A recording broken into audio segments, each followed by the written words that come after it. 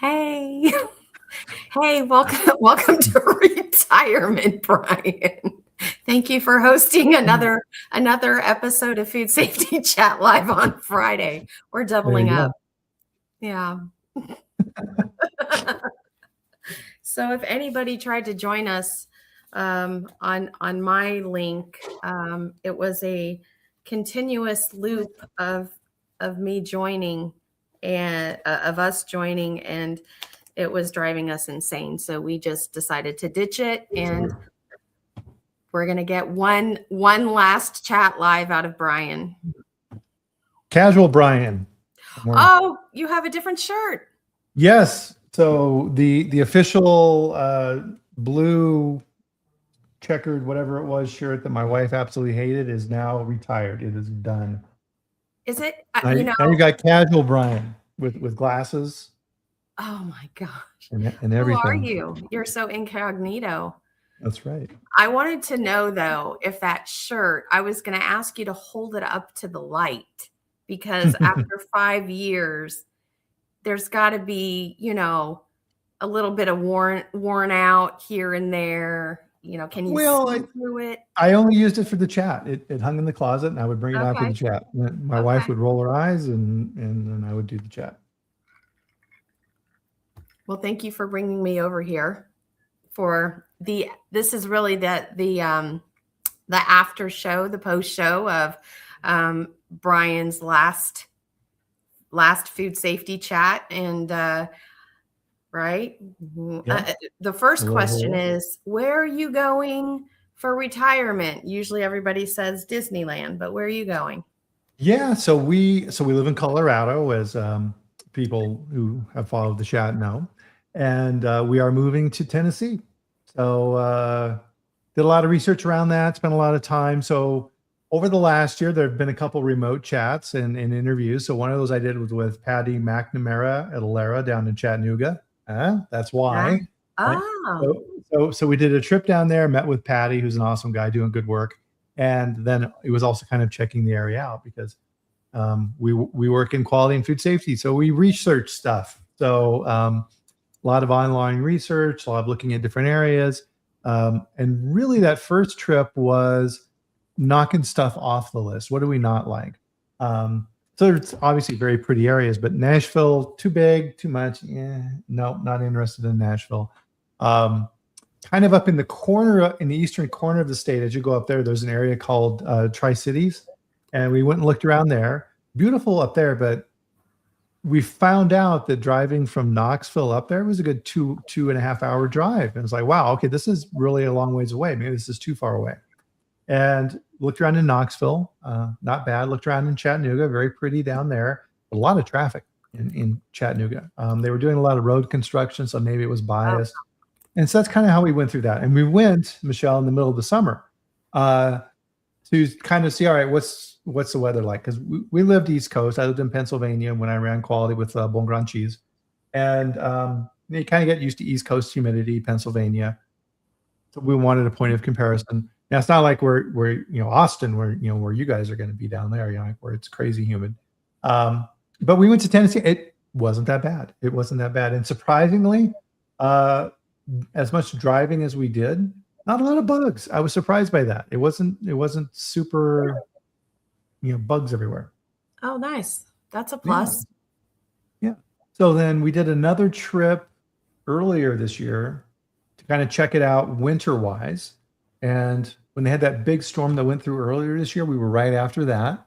And winter there wasn't that bad from what we saw. And so it's like, okay, let's kind of do this. Good for you.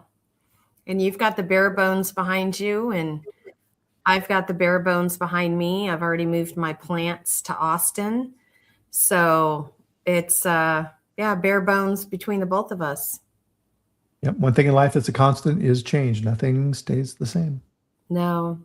How are you feeling about your clock being moved by movers? The clocks are that's very yeah. So all of our furniture, and so people would kind of freak out for the first chat because they thought this was like artificial, like fake background. No, this is all real. Yeah. And we spent a lot of time and resources over the years collecting Stickley furniture and Ecronus furniture and things like this. And so, yeah, that's a real Stickley clock. And so it's not one of those ones where it got the little, AA battery mechanism behind it. It's full blown Stickley mechanical clock. And as you can see, I've let it wind down. So it takes about 8 days for it to wind down. So unlike other shows where it's going back and forth, Right. nope. So yeah, the movers are bringing in a specialty like clock guy who will then prep it and get it ready for shipping and all that stuff. So I've got a few people asking for a link, and we don't have a shareable link, do we? well, let's see. Let's try. I mean, so this is the link for the show. Yeah. Maybe this will work. I don't know. Okay. We can try that guy. Is it in the chat? Yeah, I just threw it in the chat. Okay. Let's see. Oh, there it is. Okay. Let me see if I can put it on the LinkedIn. Yeah, I don't know if that's going to work or not because, yeah, I mean, this is so one of the rules. So Michelle and I were talking about this too. Is when you live stream and things like this, things aren't always pretty, right? They can. You're juggling for sure sometimes. So Right. this is the link for the main StreamYard, but I don't know if this is an admin link, so I'm not quite sure. You did warn me about this, how things can go awry. and I thought, well, I've tested this out. Everything has worked out fine. And then of course it's live time and nothing worked. So I'm going to see if I can get these links out to a few people. But yeah. Oh, okay, good. I think I got this, Michelle. So ignore that first one. That is a link to admin. So here is a YouTube link. This should work now. And let's see if I can find. Okay. Let me mute my mic so you don't. Okay.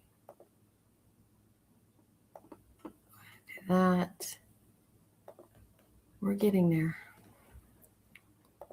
Let's see. And there we go. So that should be the LinkedIn as well. So let us know, guys. Tim, if you can check that, please, to make sure that. I see a couple of people on, I think. Yeah, so that should be the viewing links there. Perfect. And I will also put it on YouTube. I mean, not YouTube. So I included links for YouTube and LinkedIn. Okay, great. And edit. Here is the link to his chat. So Tim and Cortland, you missed it. We were laughing because somehow I managed to get Brian back on his chat. He thought he was gone. It's like Joe was saying, we'll see more of you. Oh, here I am already an hour later. I did put a link on a post on LinkedIn, so we'll see. Yep, I just saw it pop up on LinkedIn here. So, hey, Patty. Speak of the devil, we were just talking about you, Patty, and if you missed that. Yes, we were.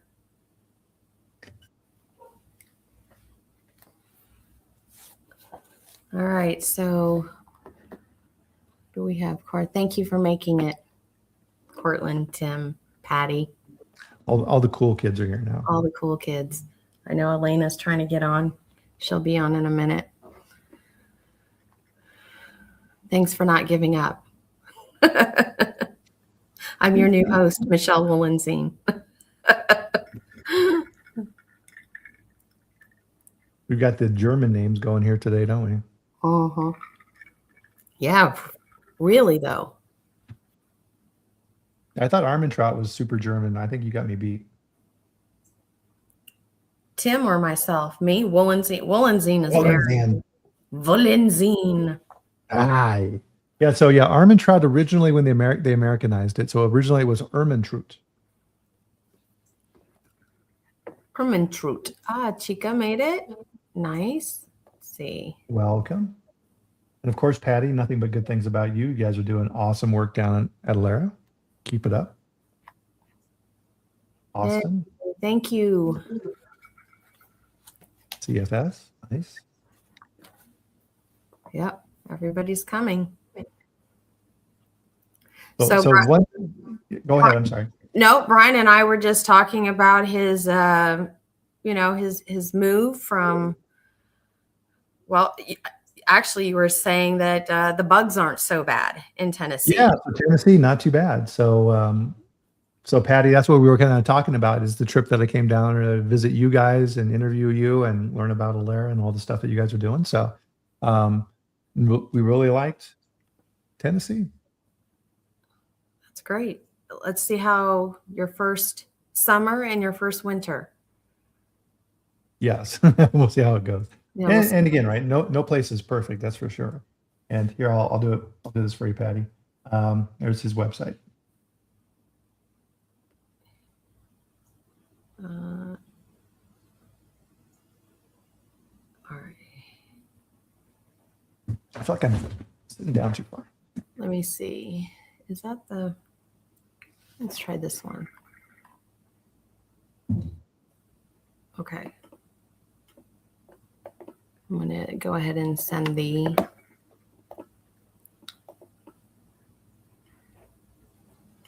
No, I asked. Oh, Tim's saying one of the links I sent was putting them in as a guest. Come on, Tim. Yeah, that was the first bad one that I sent. Yeah. Here we go. No, we don't want Tim as a guest. That's just a recipe for disaster right there. There we go. No. Just kidding. Just kidding. Yeah, Tim lives in Nashville. He's one of the guys that I was able to meet and have lunch with my wife, which was awesome. Tim's a super cool guy. Yeah, I got to chat with Tim for a while, and very, very cool. So will you guys be playing pickleball together? We're not that old.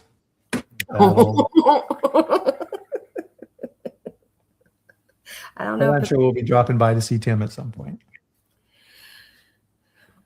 So Brian's going to share some of his wisdom and knowledge on podcasting, which obviously I have a lot to learn going from recordings to live. So my first live was a fail, and that's okay. I didn't panic. I had an expert with me. Maybe that was planned, and he went ahead and just handed over his StreamYard link to me, and here we are. But tell me about let's hear about some of those. What's happened to you over the last 5 years? What are some of those oh crap moments? Well, yeah, I mean, so a really good lesson today with kind of getting this thing going and set up. It's behind the scenes. This stuff is hard. It's hard to get everything working correctly. To have your microphone, which you can kind of see my microphone sitting off here on the side, and setting up all of this stuff. And it's an evolution and figuring all these things out behind the scenes and putting that cadence together to create and produce this is not as simple as turning your camera on. That's for sure. And so you just saw my background. So as my camera adjusted the lighting because I was screwing with stuff, figuring all that out and what's the right level of information. Key lessons I learned along the way too is sound, super important. Your picture, people will tolerate issues with your video, but if your sound is good, they're there with you. So today was a good one with Joe. Joe's, for whatever reason, on his side, his camera decided to not cooperate. And we were still able to have a really, really good talk because the sound was good. There were times on the chat, Michelle, where all of a sudden the camera would just stop and I was by myself. And panicking is you can't panic, right? So you got to kind of do a little dance and hope that they're able to get back on. Having guests with good internet connection and bandwidth is super important. So I had created a cadence of how I would create the show. And so generally, I think overall, so with the creation of the show, putting out the notes, putting the information on, then going back and creating the videos and the transcripts and all of these things behind the scenes for the database, I probably spent about 8 hours a week on all that stuff. And I Sure. slowly whittled that down over time where I had a really good system in place. Generally, I think over the 5 years, I had maybe 3 or 4 times where the guest had to bail. And, it's like, oh my God, I had a crisis. And then I had to have somebody come in and fill in. And I was able to do that in most cases. This last month, as people noticed, I missed quite a few. And that was because of the, oh crap, stuff taking place on my side with the sale of my home. So we put our house on the market and we did a pre-sale before it even went live. And this is just kind of one of those lucky things where somebody was looking for my home and it was the exact perfect fit and they bought it on the spot.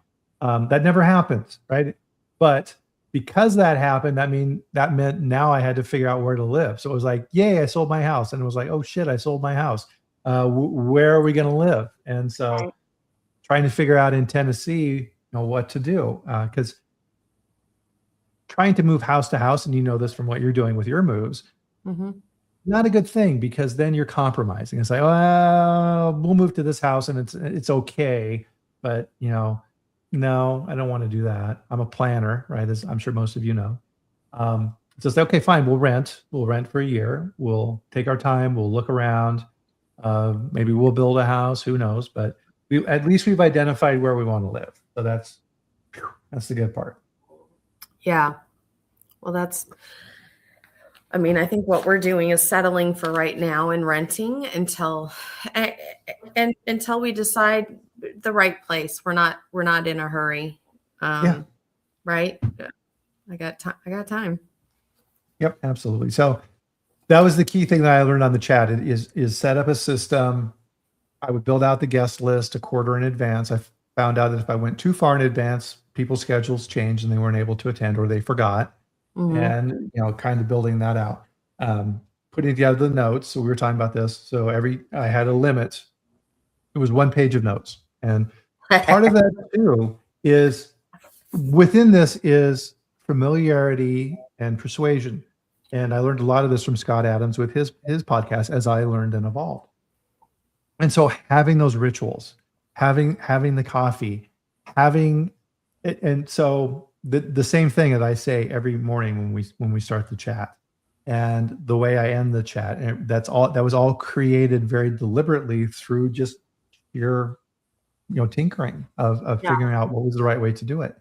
And most importantly, for the chats, it was always about the guest.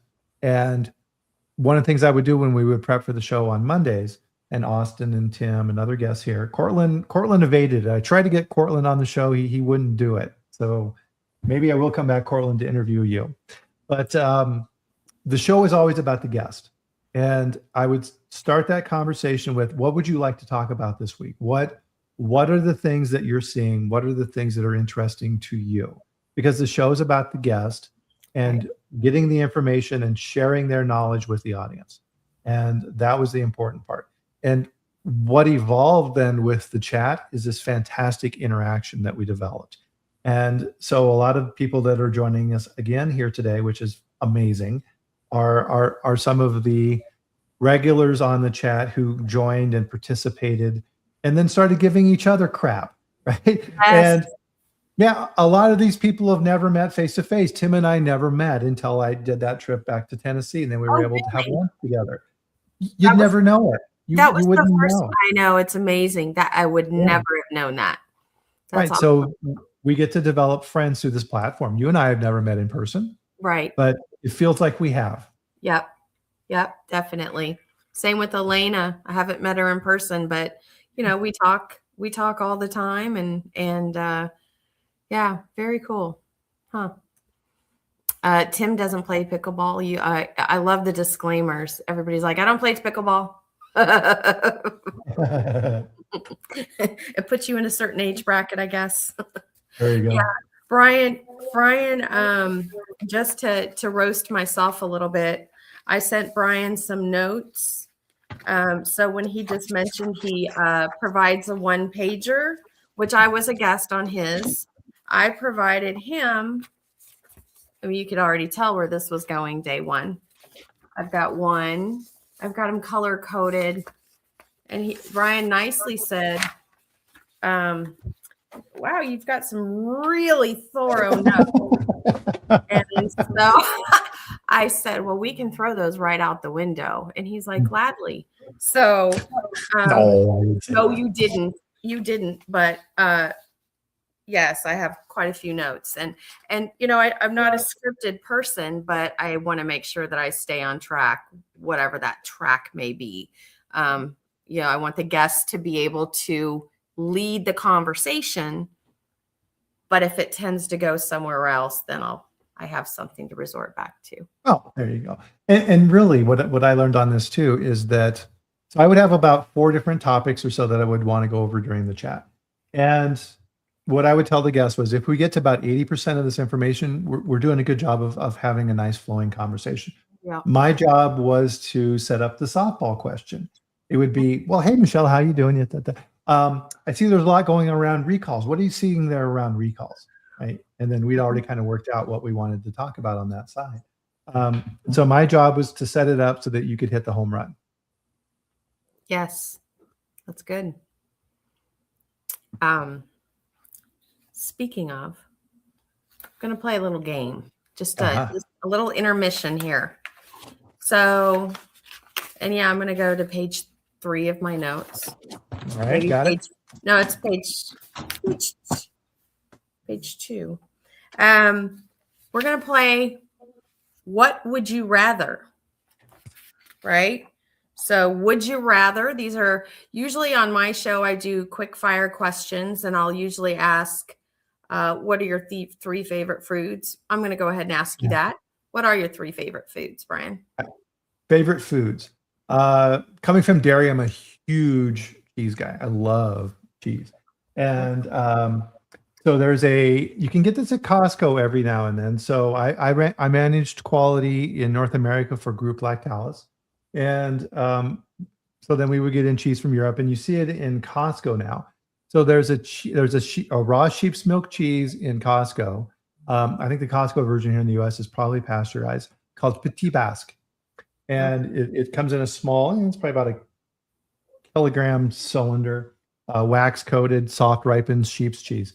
Fantastic cheese, fantastic. So I love different types of cheese. What other foods do I really love? Nuts. My wife thinks we're huge Costco people, right? And so I'll get the giant bags of nuts, and that's like my favorite snacky thing. Yeah, it's like they're fancy mixed nuts with the big mixed nuts and like the giant bag of cashews, macadamia.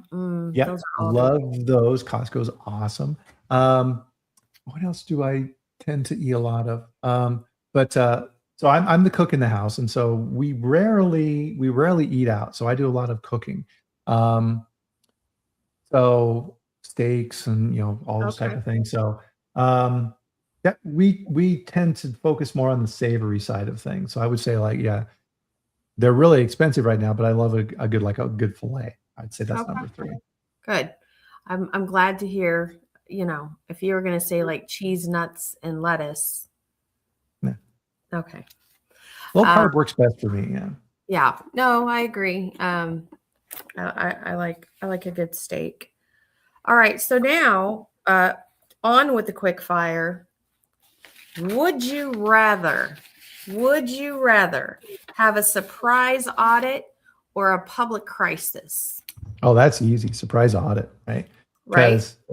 Public crisis is you failed, right? If that happens, it means everything that you've done to prevent that from happening didn't happen. And now you're just in crisis mode where you are trying to salvage whatever's left. And that was something when I would work in companies for CEOs, and I would explain this to them and say, if we have a recall, it means we failed. And my job is to keep that from happening in the first place. Surprise audits. So at White Wave, I worked with a really good quality person named Tom Weister, who's now at Starbucks. And he always said, we need to be, you hear this all the time, audit ready, right? You need to be audit ready all the time. Mm-hmm. And he created, between our plants at White Wave when he was there, he actually found the guy who made the big belts that the professional wrestlers wear when they win the championship. Yep. and then you like hold them up, Yep. and then they wear them around everywhere. He had a big belt made. It was huge, and it was like, it had the White Wave logo on it, and it was Audit Ready Champion. And then he set up a competition between all the plants every year for that belt. And then they would go through and have audits, and then there would be a winner declared. And then they would take it to the plant, and the senior leadership would go to the plant, and all the workers in the plants would have their pictures taken with that belt. And it was just the awesomest thing. Fun. It was so cool.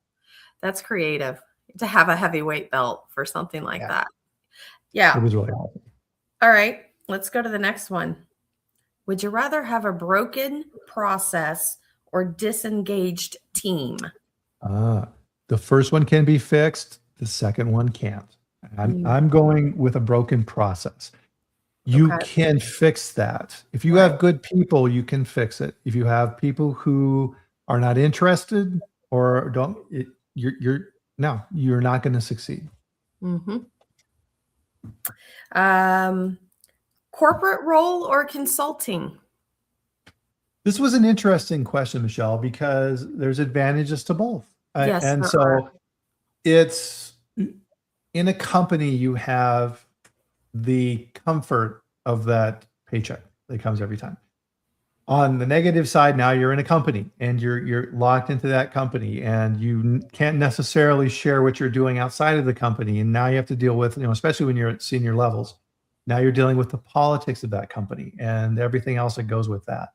If you're on your own, you're kind of on your own, and there's a whole lot of up and down.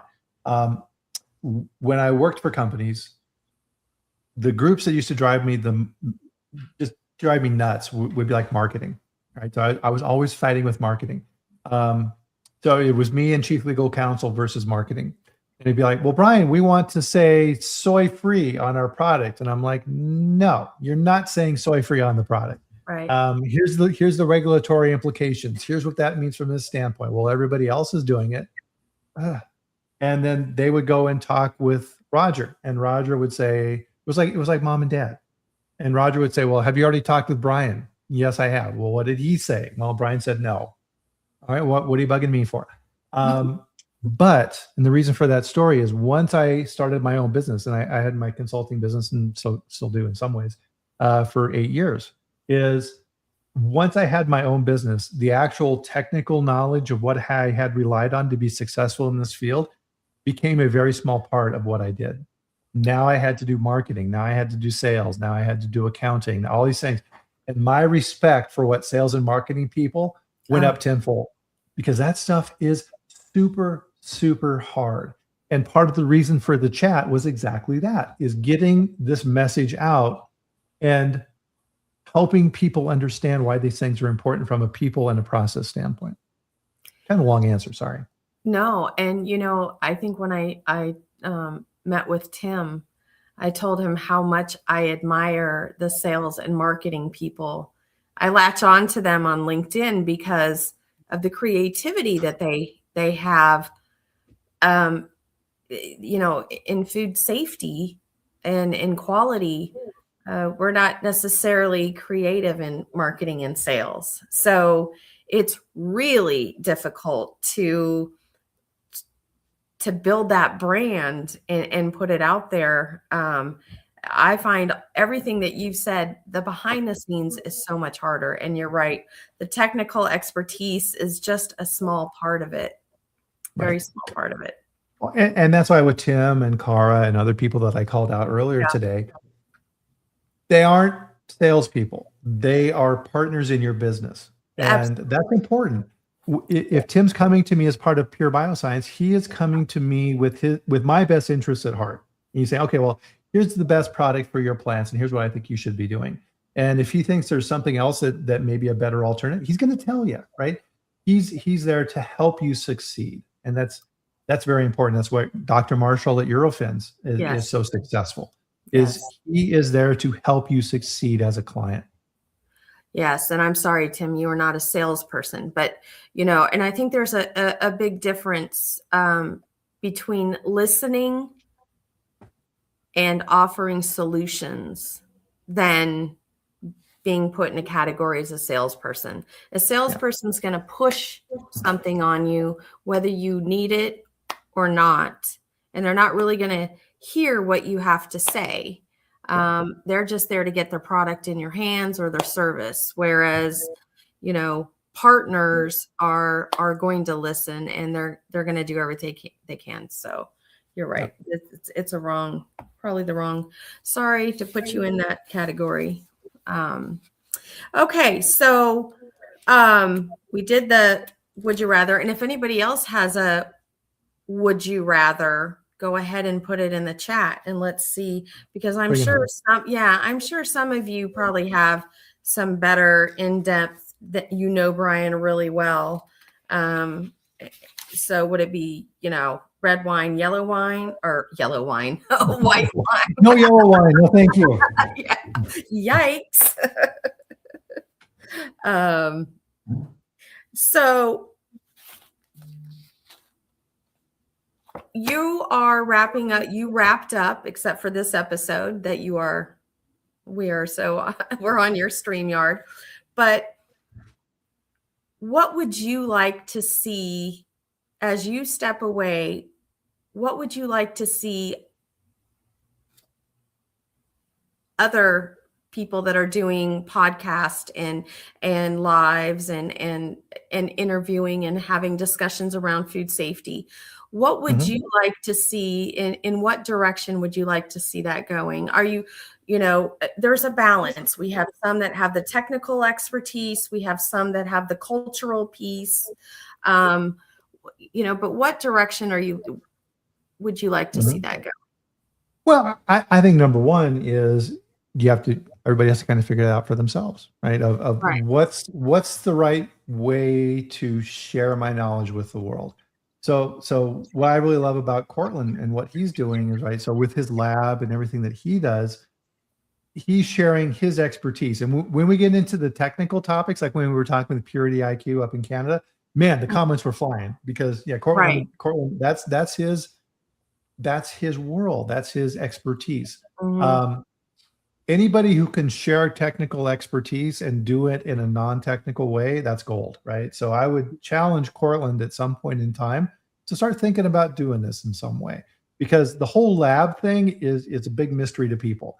And in a lot of ways, labs have been commoditized. And if you go down that road and you own a lab, that's a path to failure. So you have to figure out, what are the value adds that I can provide to people? Someone who did a very good job of figuring out the right way to contribute for her was Melody Gee. And so what she's done with women in food safety, fantastic. I first met Melody in her first job. So she started at SQF and we became friends there. And so I like to say that I hopefully helped her in some ways to help develop her career. And we've kept in contact over the years, and she's been fantastically successful. But she's done a great job of doing the corporate side and working in that sphere, and then also doing the public side with women in food safety and growing that. And she's done a fantastic job. And that was where she wanted to be, and she did a great job. Where do you feel like you've contributed the most? Well, really, so I was very proud of my book and writing the book. And really I think from that standpoint, one of the key lessons, and this is something that I never see so obviously I've been to a lot of plants, a lot of companies. I've seen a lot of quality systems. So I was on the SQF Technical Advisory Council for 6 years, really seeing the mechanism. I ran consulting, training, auditing, and certification groups with Eurofins North America. So I've seen that side of the business. Really what people need to understand, and this is something I think is really missing in systems, is we're really, really good at documenting what to do when things go right. Who cares? What do the people in your plant or your headquarters or wherever it is within your company, what do they do when it doesn't go right? That's more important, because that forces decision-making on the fly. So that load of milk shows up at the cheese plant and it's warm. It should be rejected. But now all of a sudden a giant struggle takes place because the operation guys don't want to shut down the plant. And the quality guys are worried about that, right?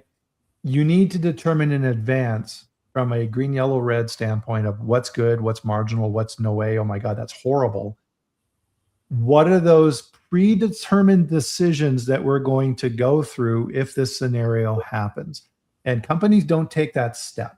And so there was 4 different sections in my book, and I go into all of that into ridiculous detail on how to go through that process. And people really need to understand how to do that, and most people don't. One of the things that you mentioned in your last episode, your last episode, was that you talked about we have work instructions, right? We have these work instructions, but then what happens when something goes wrong? Yeah. And if we're writing work instructions from an office, we're not going to see what goes wrong. Yeah. Right? You've got to sit.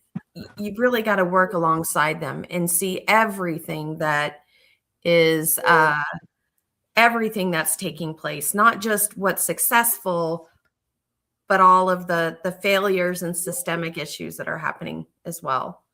Yep, that's a hard thing for quality and food safety people to swallow. Is some things, but you're not the expert.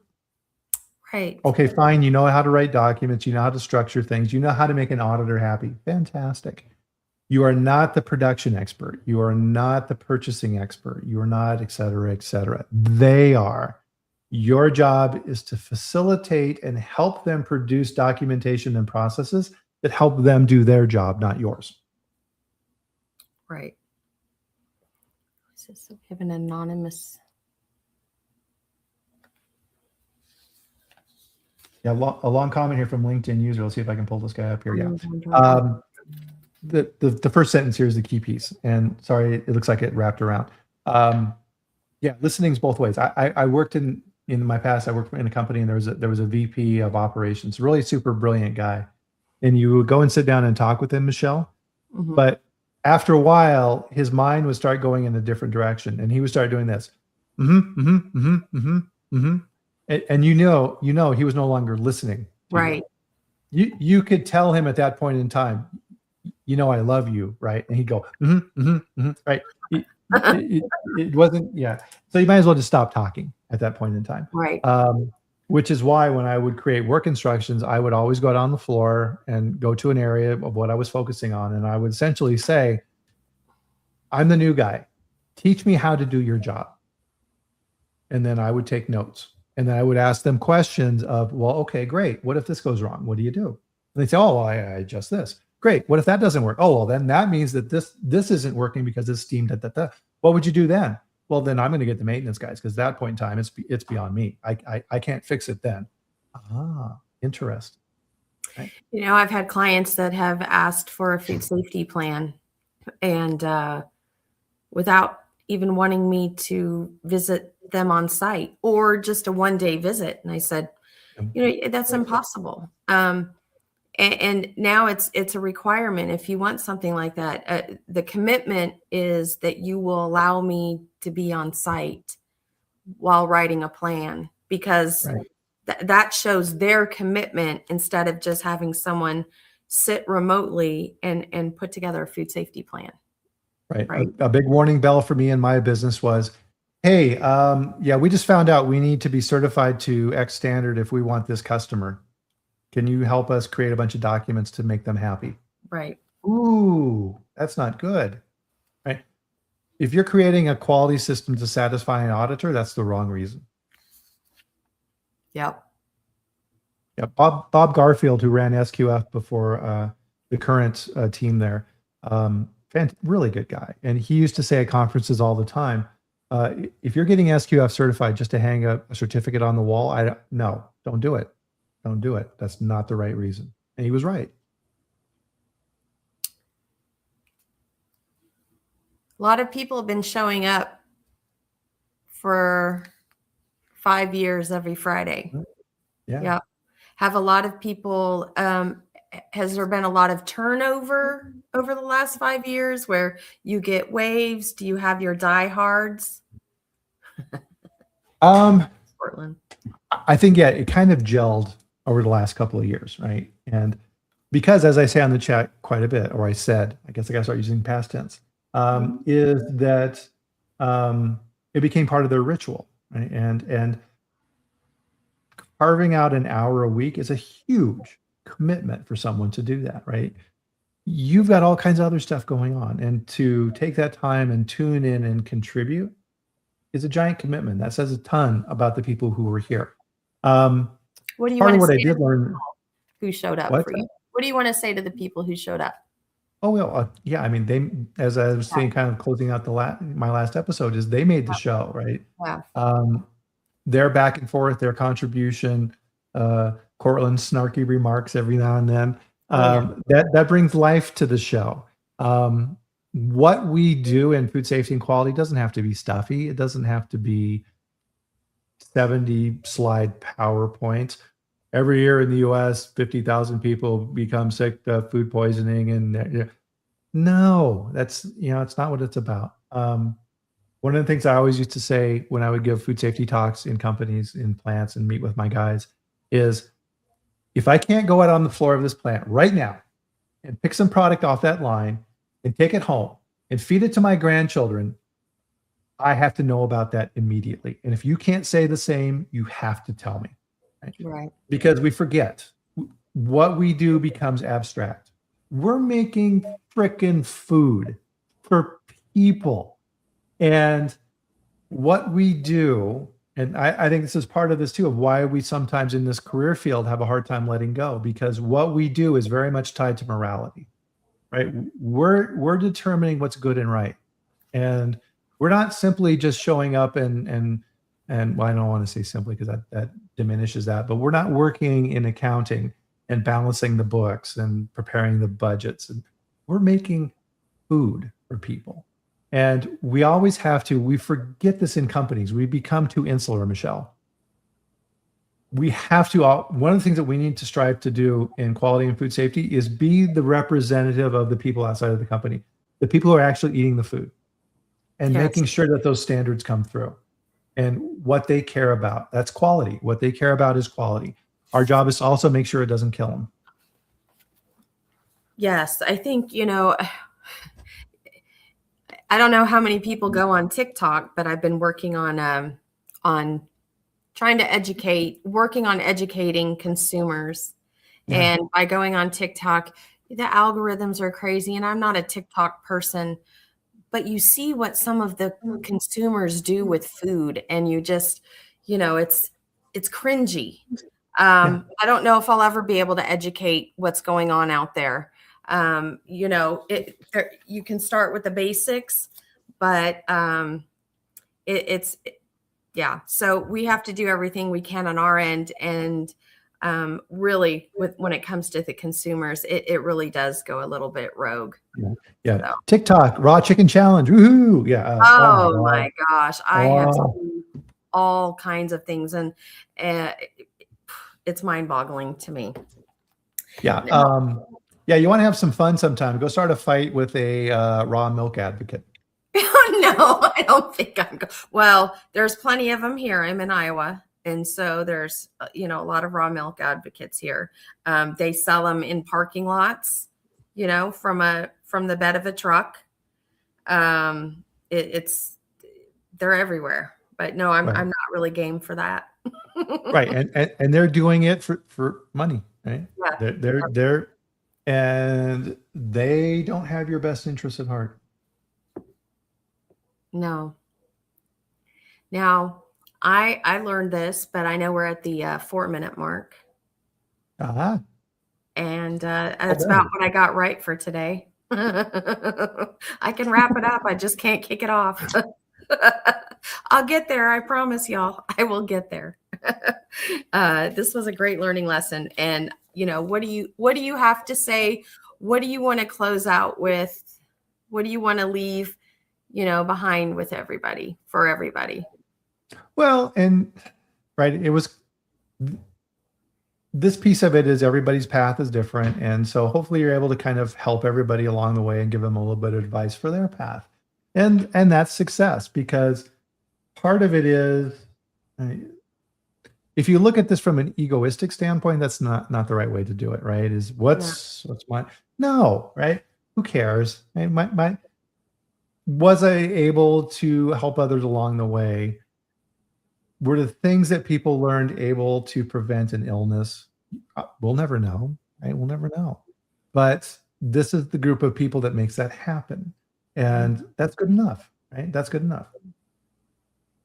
Well, you helped me, and you've helped me to become a voice, and I appreciate that. I've enjoyed watching you every week, not for 5 years, but for the last couple of years. But I do have all of your archives because I paid that $10, and so it's been great. But honestly, you and Francine and everyone else has been an inspiration. But I really have watched how you do things, and I understand that consistency, routine, that's what keeps people coming back. And of course, we've got, the little bit of hazing in the comments, which is I'm always looking forward to, and your dad jokes. So, but thank you for all of that. Yeah, we're all just people trying to do this, right? We're not QA food safety machines, right? We're people. And so that's the right way to approach it. Yep. I would ask everybody that's on this chat if you could just go ahead and be a keyboard warrior and give us your best retirement emojis on here. I see all kinds of emojis, the googly eyes, the sad eyes, but let's go ahead and give some celebration emojis because we are really going to retire this StreamYard after I'm done. Thank you for saving my day, Brian. It was without a doubt nothing that I expected. No, that's the key with this, right? Is you just keep going and you learn and you grow, just like everything else in life. So one of the things you asked me for on this as well too is a dad joke, final dad joke. Yes. So I did this dad joke on the chat before, but it was one of my favorite ones. So we're going to revise. We're going to rehash this dad joke. So gotta do the way you set up the dad joke. Are you ready? Are you ready for the dad joke? Ready for the dad joke? Okay, here it goes. Deliver the dad joke. Michelle. Brian. When bacteria want to talk with each other, how do they communicate? Don't know. They use their cell phones.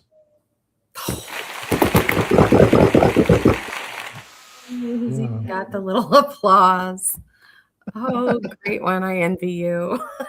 3 years, I'll get there.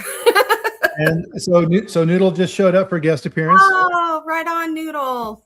Happy trails. Noodle. Oh, is Noodle going to be okay on this road trip? Well, dogs never like change, so we'll see how that goes. Yeah. So for some of the older people out there, so SCTV in Canada was a comedy show, and so John Candy and all those guys came out of it, and they did like a spoof of horror movies, and they did the 3D thing. Did you ever see that? No. So they didn't actually have the money to do 3D, so they would do fake 3D. So when they would do something, they would do this: look into my eyes at this mean dog, and then they would go, ooh. Ooh, that's the 3D. That's Noodle in 3D. That's a double eye roll, like all kinds of eye rolls. I think we should all leave Brian with our eyes rolled in the back of our head. And thank you so much for helping me through this and for also showing up after your last hour. I really, really do appreciate everything. And I know from all of us, we're going to miss you. And thank you. Yeah. Hope that you make it back. And, Cortland said he would go on just for you to make one more comeback. Right, Cortland? There you go. So here we are. Thanks, everybody. Thanks, Michelle. Thank you so much. And happy trails, Brian. Cheers, everybody. Bye-bye.